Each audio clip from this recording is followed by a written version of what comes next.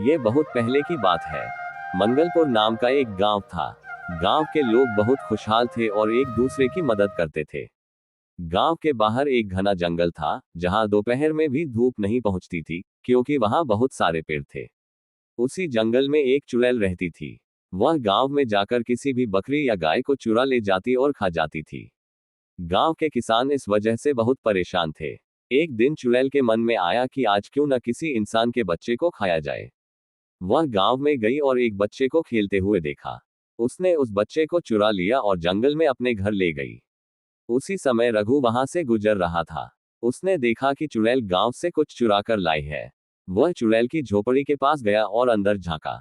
उसने देखा कि चुड़ैल ने गांव के एक छोटे बच्चे को चुरा कर लाया है और वह उसे खाने ही वाली थी। तभी रघु ने झोपड़ी का दरवाजा खटखटाया और कहा, माँ जी, क्या थोड़ा पानी मिलेगा? चुड़ैल घबरा गई और सोचा कि जल्दी से इसे पानी देकर भगा दूं, ताकि कोई मुझे बच्चे को खाते हुए न देख पाए। उसने बच्चे को अंदर छिपा दिया और रघु से कहा, रुको, मैं अभी नदी से पानी लेकर आती हूँ। तब तक यहीं रुको। जैसे ही चुड़ैल पानी लेने नदी की ओर गई, रघु झोपड़ी में घुस गया और बच्चे से कहा, यहाँ से तुरंत भाग जाओ। बच्चा वहां से भाग गया।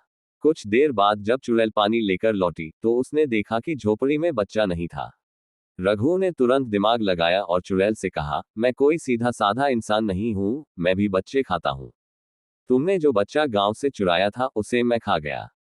ये सुनकर चुड़ैल अपने असली रूप में आ गई और गुस्से में बोली, अब तुम मुझे फिर से एक बच्चा लाकर दो, वरना मैं तुम्हें खा जाऊंगी। रघु बोला, ठीक है, तुम मुझे गांव के पास लेकर चलो, फिर मैं वहां से एक बच्चा चुराकर तुम्हें दे दूंगा।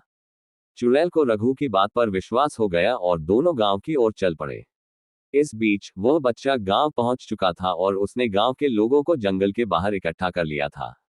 जैसे ही रघु और चुड़ैल वहां पहुंचे, गांव के लोगों ने चुड़ैल को पकड़ लिया और उसकी खूब पिटाई करके उसे मार डाला। इस तरह रघु ने अपनी बुद्धिमानी से गांव को संकट से बचा लिया।